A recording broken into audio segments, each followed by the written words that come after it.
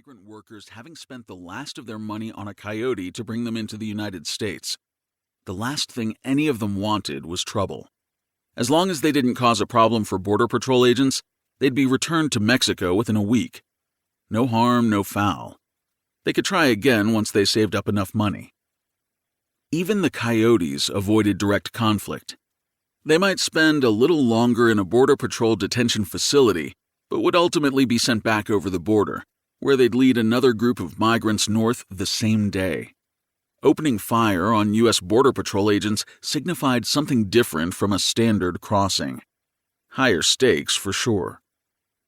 "No," said Porter, shaking his head. "One of our units spotted the group on the other side. The group was big enough to warrant bringing several vehicles over, maybe 40 migrants in total. I thought I'd keep everyone company. We stayed concealed on this side of the ridge until they reached the U.S. side of the river. Everything went down as usual, like it always does, until we rolled down on them. We got halfway before the gunfire started. Evans and Ortega went down right away. They were the closest. The rest of us scrambled back up. We've been trading shots ever since." "How many shooters?" said Hazlett, handing Castaneda a rifle. He immediately removed a rifle magazine from his vest and inserted it in the M4 before chambering around. "Two that we know of," said Porter, "located about 50 feet in front of Evans and Ortega." "What about everyone else who crossed the river?" said Castaneda. "About half of them have gone back across," said Porter. "The rest are scattered in the brush by the riverbank." Hazlett joined their huddle. "I'll head west along this ridge for about 100 yards and crawl into a position where I have a shot. You want to distract them for me?" "They haven't been popping up long enough to take a shot," said Porter. "Just enough to keep our heads down." "Kelly, when you're ready, I'll make a run for the 2 wounded agents," said Castaneda. Hazlett, 20 years his junior, was a crack shot with the M4. Even if she didn't manage to tag both targets, she'd keep their heads down long enough for him to reach Evans and Ortega. Worst case scenario, he could administer first aid while she kept the shooters busy. Buy everyone time for the next rifle team's arrival. With 4 long guns, they should be able to put a quick end to this. He turned to Porter. "Do you have a trauma medical kit?" "Hold on," said Porter, taking off.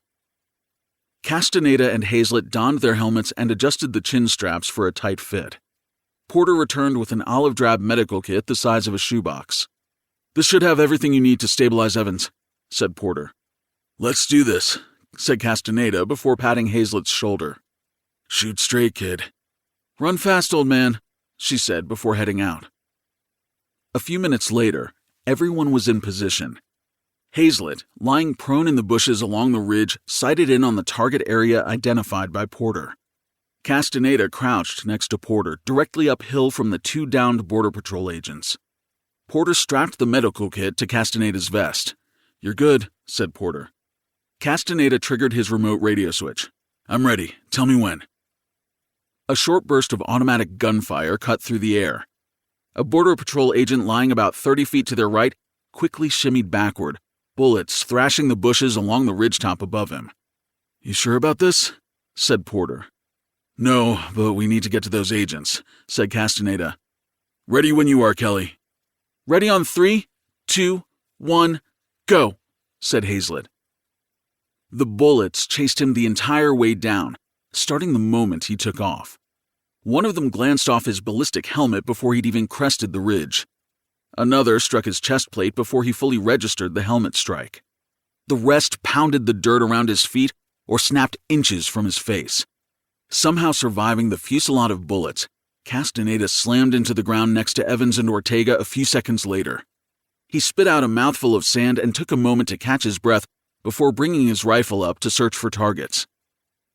Downhill, a man wearing a tan ball cap nestled the stock of a submachine gun against his shoulder, aiming in Hazlett's direction. Castaneda quickly centered the ACOG sight reticle on the man's upper torso and pressed the trigger twice, the rifle stock biting into his shoulder in rapid succession. The shooter's head jerked backward, a pinkish-red mist dissipating in the light breeze behind him. Castaneda scanned the area where the shooter fell, ready to engage the second target. "Not bad, old man," said Hazlett. "Both targets are down." Breathing heavy, he responded, "As in permanently down?" "What other kind of down is there?" "There are many shades of down," said Castaneda. "Only one..."